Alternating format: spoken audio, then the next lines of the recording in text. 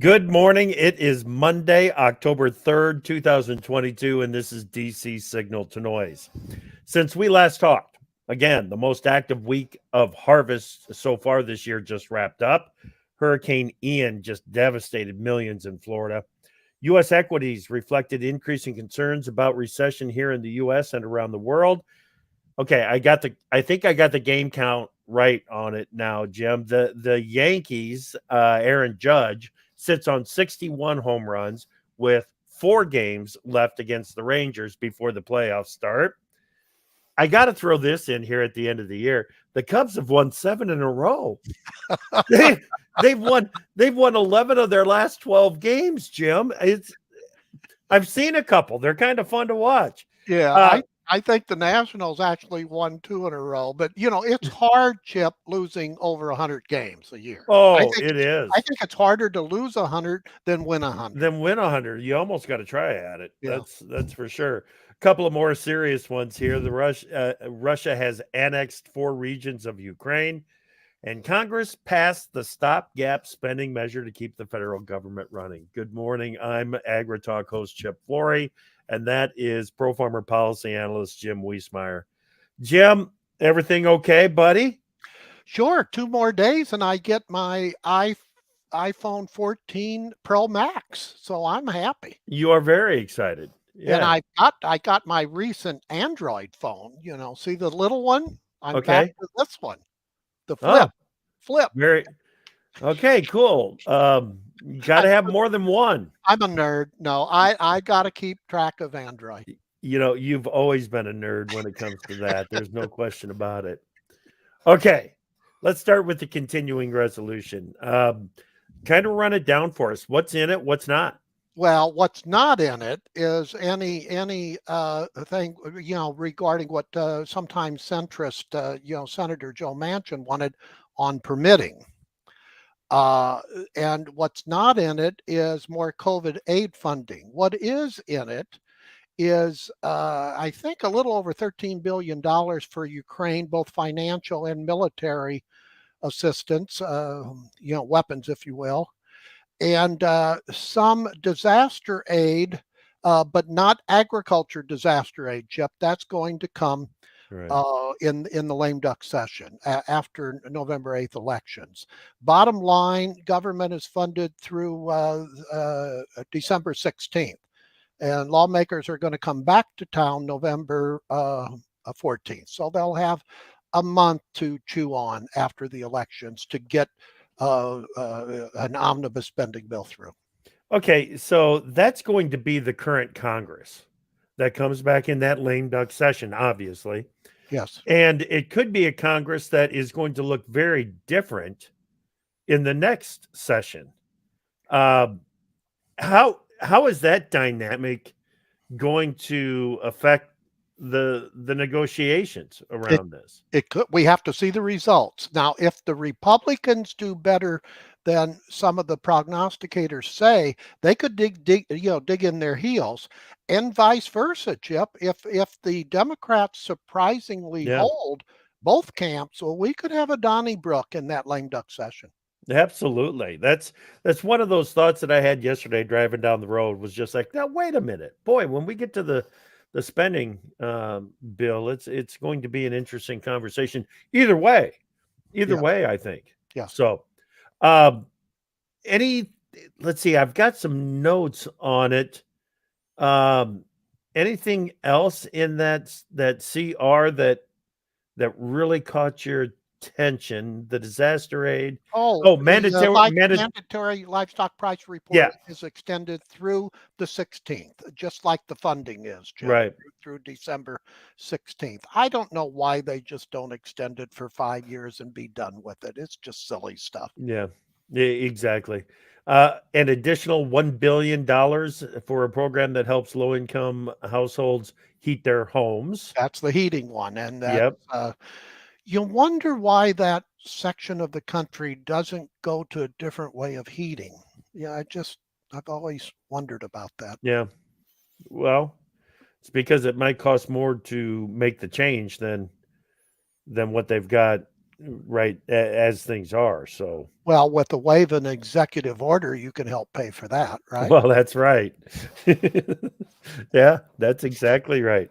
All right. If you would like to be part of the conversation, or if you have any questions for Jim, go ahead and find that comments tab on your screen. Good morning, Melody. Melody's already found that. And send us your questions, send us your comments, and we will jump right on it. Social Security Administration, $400 million in the CR for the Social Security Administration. Yeah, administration catching up on some things and things like that, and I don't mind that since I'm in the system now. So Yeah, well, I support I'm close enough. I'll support that too. it. The heck.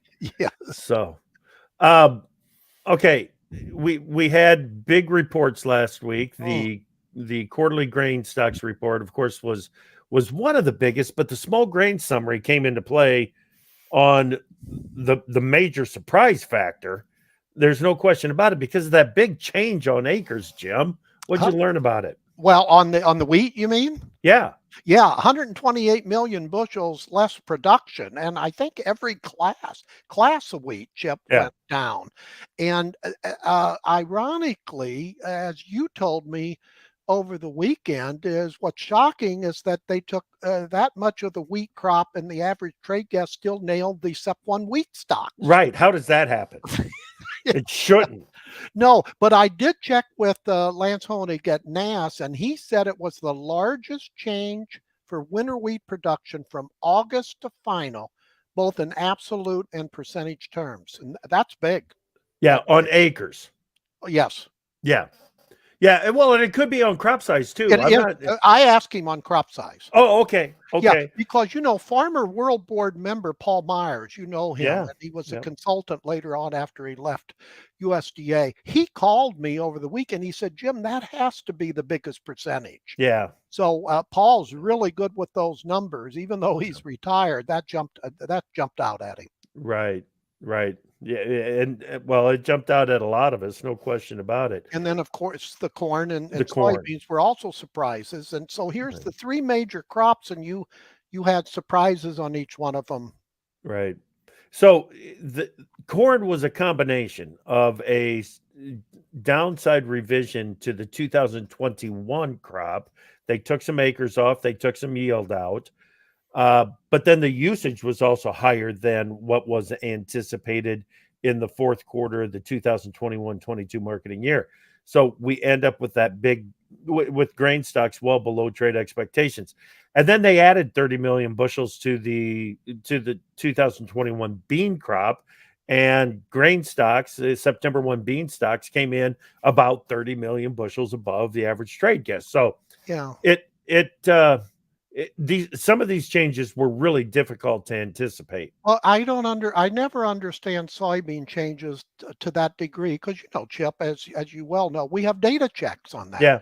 We have export inspections and we have crush. Yep. So I just don't understand. So we got to September 1 and all the, there's a couple of things that are going on with that, Jim. And I think one of them might be a better understanding of how to track down each and every last bushel than what was implemented or what was used in previous years. I think there's a greater understanding of transportation, beans in transit. There's and like I said, I think we're just better at tracking down each and every last bushel. Yeah, and with more corn and beans stored on the farm now, right? Yeah. At this time, they're holding for higher prices. It's probably a better survey for NAS to do the commercial stocks. Right. It's me. Right. Easier, but not easy. Yeah. So yeah, it's funny how when you throw the two reports together, you get that head scratcher of a September 1 wheat stocks estimate of 1.776 billion bushels. You missed the crop by 135 million. And there's not much give for corn now, is there? Oh no. Very tight. Very. Absolutely. Yeah. Absolutely. We could be It's back to the races if we have any late season problems here. well, and you know what? I think we do have a late season Mm, problem. Uh, there's a lot of corn in Minnesota mm, and northern Iowa that got burnt by frost at the end. ooh. Yeah, it just, it was last week's frost and it just wasn't quite there.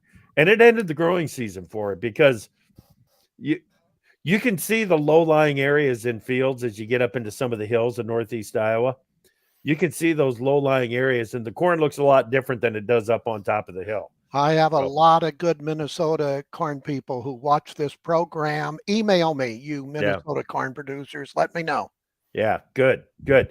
Um, Over the weekend, I think we also found out that GT Thompson is looking into foreign ownership of U.S. farmland. What's that all about? Yeah, he and a couple other ones are leading the charge, and they had scores of House Republicans writing to the General Accountability Office. They want to study, Chip, of foreign ownership, an updated, if you will, and I think it's needed, of foreign ownership of U.S. farmland. And this for many reasons. Senator Grassley's been on this topic. I think Yeah. he's mentioned that on AgriTalk Yep. several times, but they wanted a full accounting background and things like that. And if you recall the controversial eventual citing of the Chinese, purchase of Nebraska of North Dakota farmland near the airport has raised some foreign policy concerns. Yeah. Eh, Legitimately so. Absolutely. A U.S. investor could not make their way over to China and buy 300 acres of ground outside of a Chinese airfield. Yeah. So it looks to me they're going to have to true them up. Yep. Okay. Over the weekend, a couple of things that we learned. Nordstream pipelines are no longer leaking. That's good news, Jim. Yes, it is good news. And you had on profarmer.com this morning, I there's a service in China called The Wire, or that reports on China called The Wire, and they looked at the differences, dramatic differences. I know you realize of Russia's energy Oh, sales yeah. and also China's purchases of Russia's LNG versus a dramatic downturn since the phase one days of the U.S.-China trade agreement, Chip. But they put out some good graphics on it. Yeah.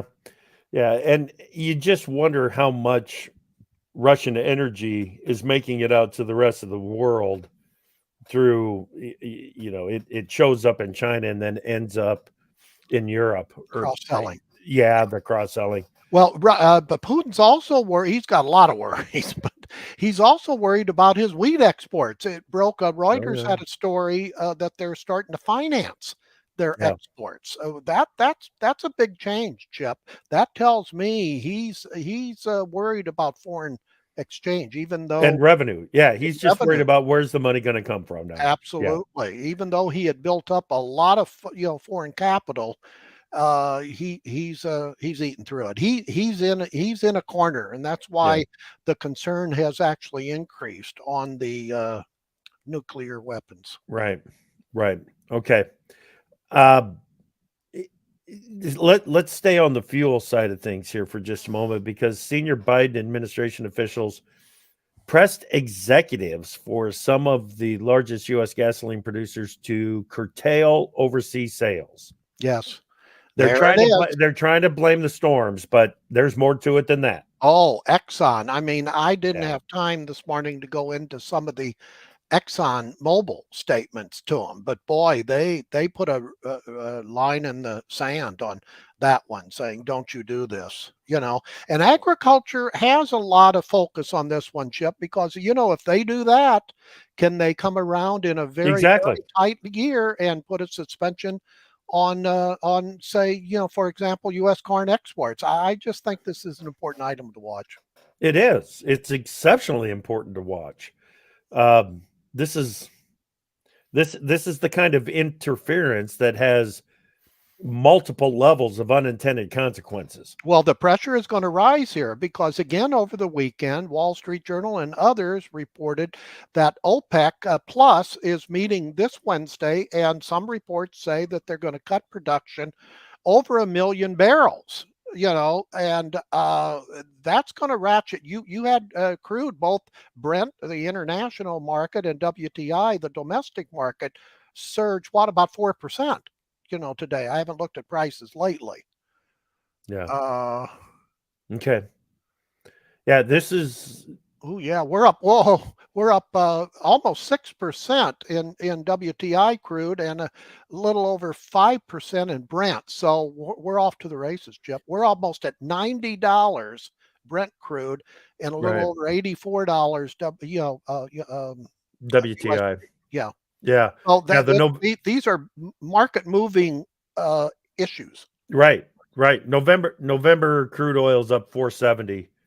So, I mean, it's a pretty good move. It's having, it looks like it might be having a little bit of impact on soybean oil, but we've got corn and wheat futures are higher in the overnight and just getting things kicked off here this morning as we speak, really. Okay, a couple of other things from the weekend, and I'm going to call this one from the weekend, even though it happened later on Friday. Another one from the Biden administration.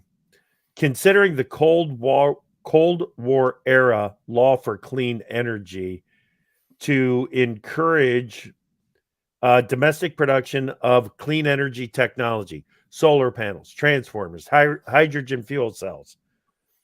The Trump administration did it with coal. Yeah, they're learning from some of the Trump moves on that one.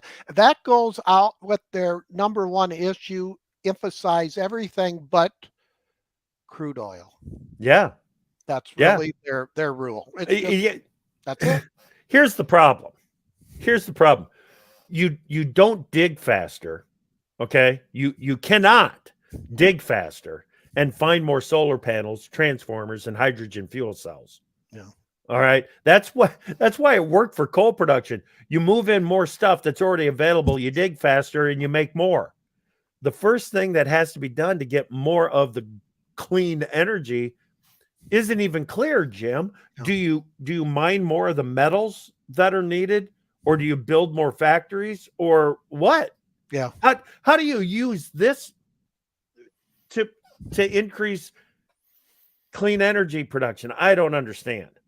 Well, it's just they view reality differently. That's about the nicest way I can say it. They have a different reality. And you saw that on the border issues.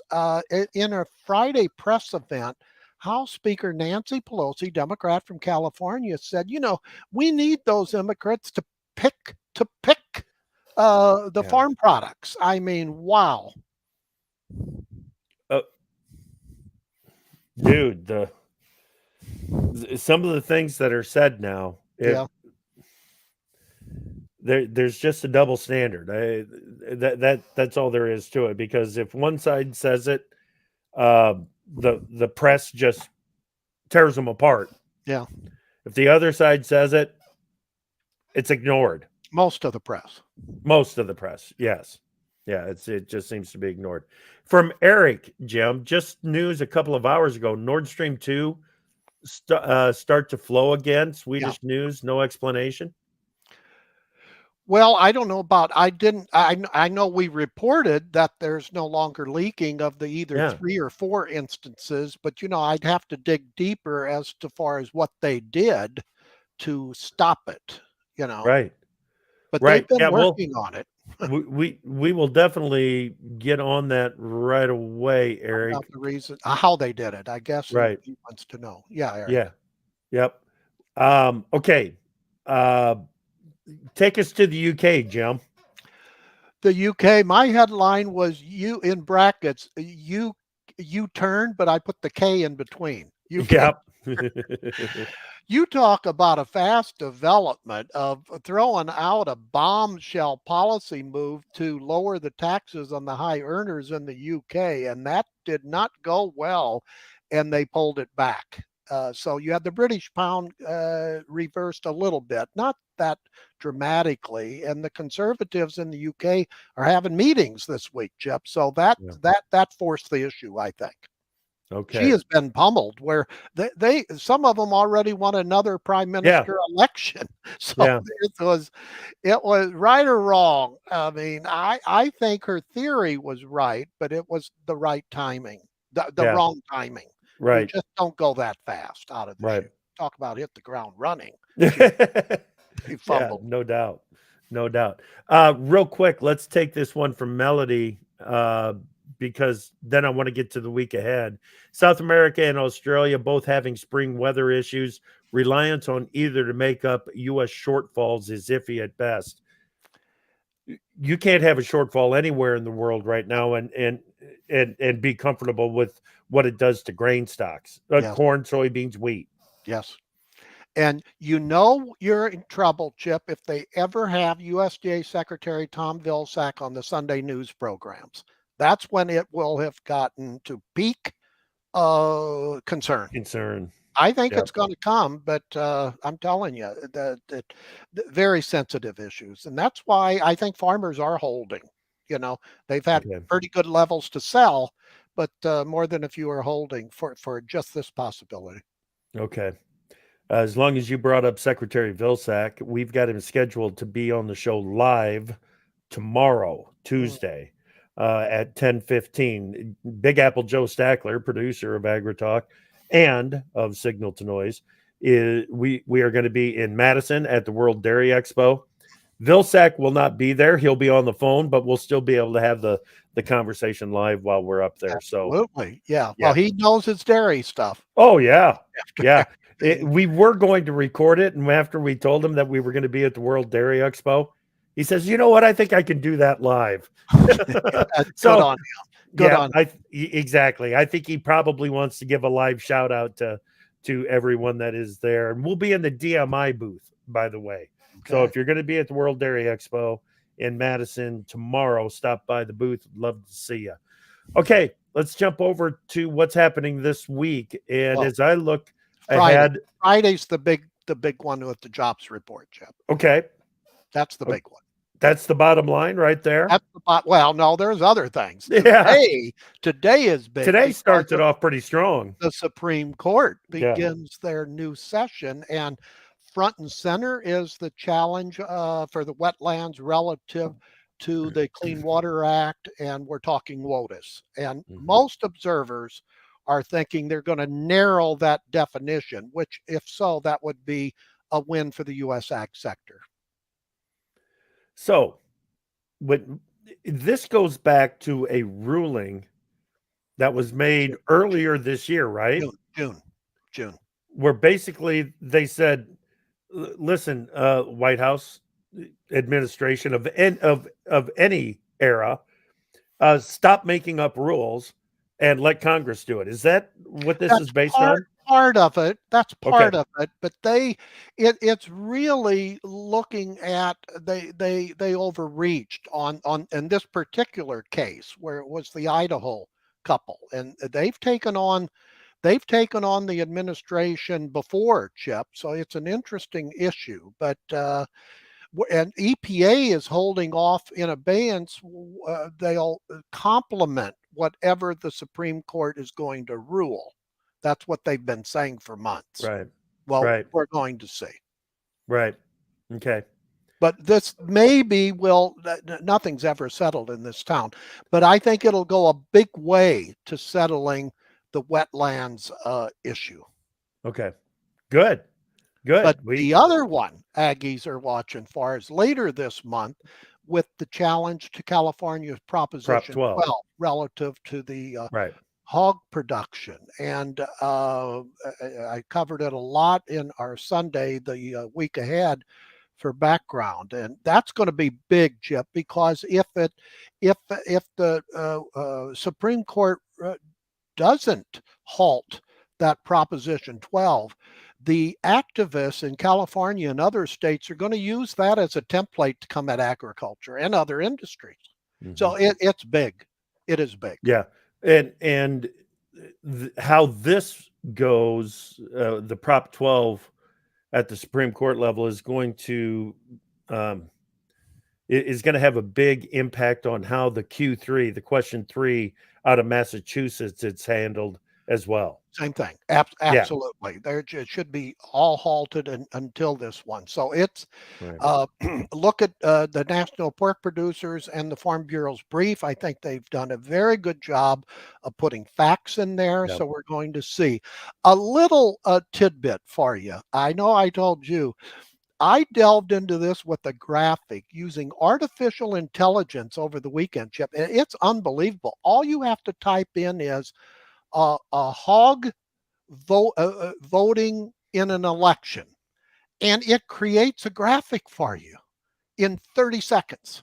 Yeah, a unique graphic. A unique graphic that's yours. And then I Yeah. just went into Photoshop to put some text in there. But it's just mind-boggling what's happening in our arena with the graphics aspect. Yeah, absolutely. Absolutely. Okay, we are going to get to Gary's comment here before we're done. It's rather long. Do you want to? You're reading it right now. I didn't call her a fascist. Jim didn't call her a fascist. We said other people were saying. We said that she is being reported as, that's how she's been labeled. Yes. And Gary, I agree with you. Yeah. I absolutely 100% agree with you. When I watched her speech, and Jim made the same comments to me, he was like, she doesn't sound that bad to me. Talking about the things that are important to her. It's like when I listened all the time to Colin Peterson and I would write about him, I always put him as a Republican. Yeah, exactly. Exactly. So you're right on, Gary, but it's just these little areas that we niche people in. That's right. And what this is it's another attempt. And the thing is, it's happening on a global scale to paint the leaders that are all about God, family, and love of country as something unpatriotic, as a fascist. Yeah. Because it doesn't fit with the progressive movement.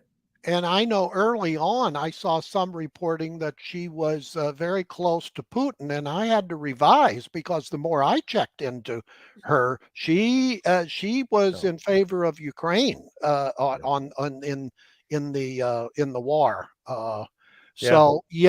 Now we have to see what she does. You can talk, absolutely, but you have to see how they walk as well.